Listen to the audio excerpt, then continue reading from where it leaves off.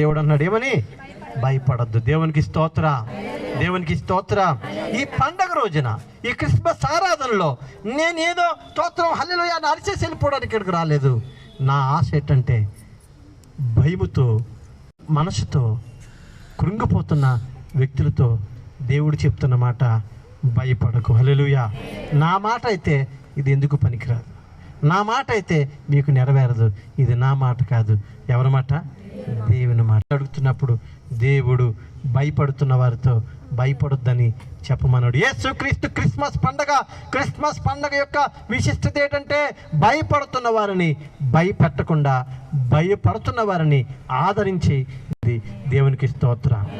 అయితే ప్రియులారా, ఆఖరిగా విశ్వాసమైన మనతో దేవుడు మాట్లాడుతున్న మాట, దేవుడు మనల్ని ఆ సంతానానికి ప్రపంచం అంతా ఏకమైపోయినా, వ్యతిరేకంగా మారిపోయినా, ఇశ్రాయేలు ఆఖరి దినాలంటే కడవరి దినాల్లో ప్రవచనం ఏంటంటే ఇశ్రాయేలు దేశానికి ప్రపంచంలో ఎక్కువ దేశాలన్నీ వ్యతిరేకమైపోతాయి. అయినా వాళ్ళు భయపడరు, ఎందుకంటే వాళ్ళు ఎవరు? దేవుడు వారికి తోడుగా ఉంటాడు.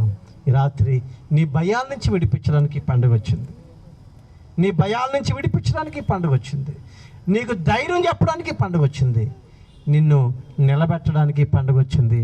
ఈ పండుగ భయపడుతున్న వారిని, ఆదరిస్తున్న వారిని ఈ లోకంలో జన్మించడానికి, బలపరచడానికి యేసు లోకంలో జన్మించాడు. కాబట్టి రాత్రి మీకు నాకు ఒక శుభవార్త, ఏం భయపడొద్దు. ఆమేన్.